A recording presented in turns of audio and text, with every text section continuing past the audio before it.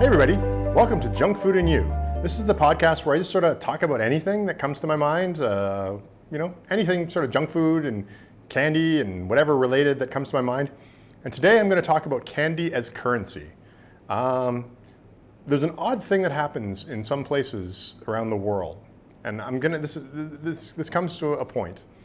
So there's some parts of the world that have currencies that are very low, or they're high numbers. So instead of like in North America or in many parts of Europe, where you have like £1 or $1 or one whatever, it'll be like 1,000 of whatever their currency is. So you get these like crazy bills. So it's like 1,000 will be like the equivalent of $1, or even more so. Like you can get to, I think it was Zimbabwe or whatever, who had like the $2 trillion bill or whatever. So like you get these interesting currency changes and these different currencies that use this sort of different math to divide themselves. And so that's fine. In fact, I collect coins and stuff from different parts of the world, different currencies. Kind of interesting to me. Whenever I travel, I keep a coin or two from every place I've gone. If they have coins, there's some places that don't have coins, another subject.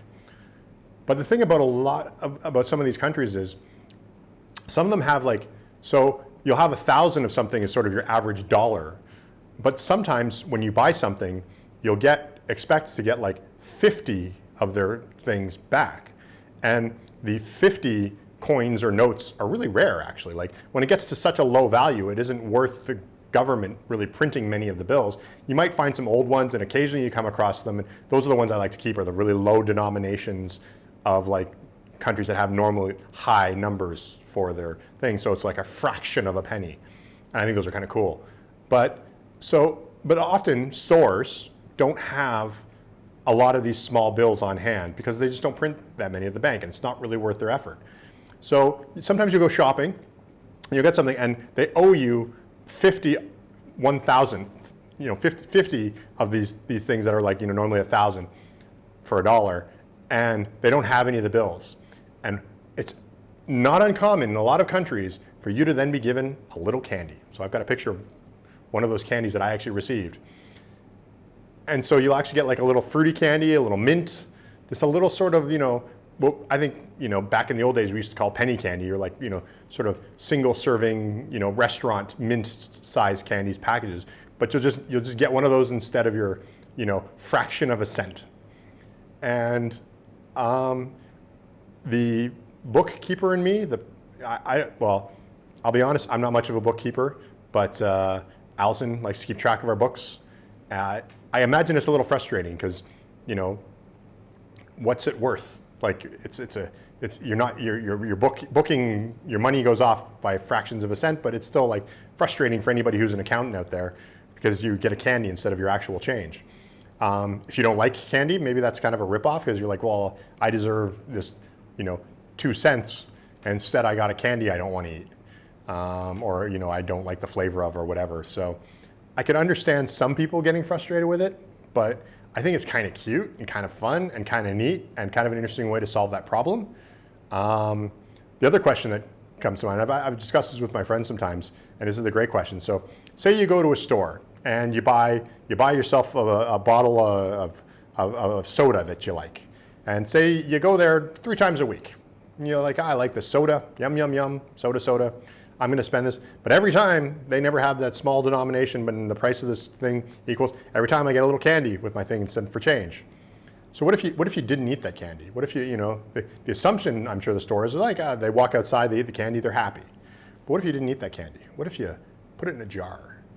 And what if you saved up those candies? And what if you got like, a couple hundred of those candies eventually, after a couple of years, going buying your sodas at that store every single time? Could you bring that jar of candy and buy something with it? Is it now a currency? I mean, so the store, when giving you the money, giving it to you as change, has sort of created a barter system now and has given value to that candy. But maybe not that they want to get it back. So it's a weird system. It's like bartering, but the minute that it you walk out of the store, the thing you bartered for has zero value, because you couldn't go back to that store with a jar of them and go, I'd like to buy a cola, please. Because they'd be like, well, no, we don't, that's not how this works. It's almost like a little bribe, if you think about it. It's like a bribe saying, hey, we don't have this change. Please don't get mad or call the authorities on us. We'll bribe you with a little candy if you go away. Maybe that's how it works. Or it's like a little prize or something, you know, a little distraction maybe to say, oh, well, we don't have your change, but, oh, look, candy. And you're like, oh, candy. And you go for that instead. So it's like, it's a weird thing. If you're ever traveling in certain countries, particularly in countries where like there is an odd currency thing where the very lowest currency, this could happen in North America sometime soon, because a lot of places are eliminating pennies in Western countries, like their lowest thing. And so maybe at some point, like if something, you know, most of the time they just kind of round into the store's favor and you go to the next level. But if you were in like the US and you bought something and you were supposed to get 3 cents back, and instead of getting 3 cents back, you got like a little candy, would you be okay with that? Would that be acceptable? So I don't know. It's a weird thing, but I enjoy it. But I like candy, and I don't do our bookkeeping, so it's like I don't get weird numbers being off. So it's like maybe it's okay, but maybe other people don't like it, and I could see why. But I think everybody who, when they're traveling and it happens, I think they enjoy it because it's like a new experience.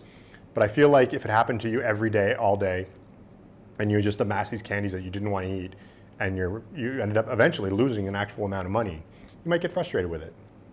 So that's my experience with candy as currency. So thanks for watching this episode of Junk Food Review, and we'll see you next time. Bye. Thanks for watching. And if you want to follow me on social media, you can go to candycritic.org to find links to everything from Facebook, Twitter, Instagram, or whatever. You can also read well over 1,000 candy reviews, with new ones coming all the time. Candycritic.org also has links to pick up my latest books, as well as some cool candy-themed merchandise.